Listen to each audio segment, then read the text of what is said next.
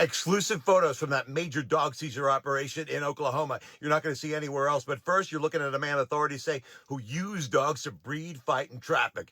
51-year-old Leshon Eugene Johnson of Broken Arrow, Oklahoma, once a star on the gridiron with the NFL, but now facing major allegations of running a large-scale dogfighting and trafficking business. 190 pit bulls seized in the sting, what's known as the biggest U.S. dogfighting seizure ever. Johnson charged with multiple violations related to the Federal Animal Welfare Act.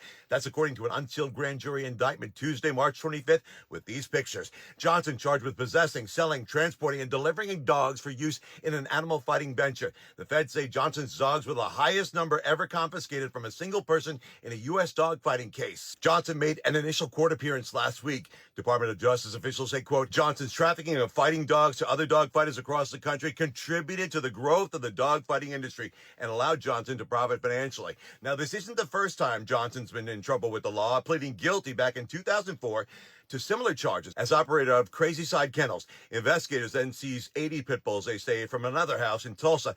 That case connected to the confiscation of 141 dogs. Also, 22 people were told arrested.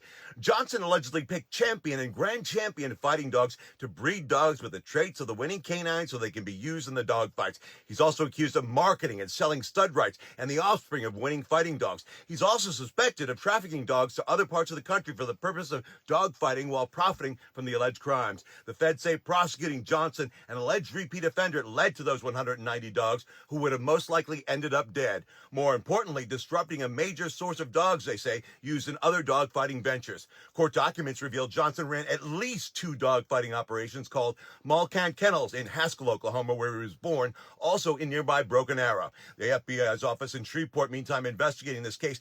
If Johnson is convicted, he faces a maximum penalty on each count of 5 years in prison and a $250,000 fine. And as you heard the feds say, this is disrupting a major supply source in the dogfighting industry. So, of course, we're all over this story. And when he has his next court appearance or there's a new development in the case, you'll be the first to know.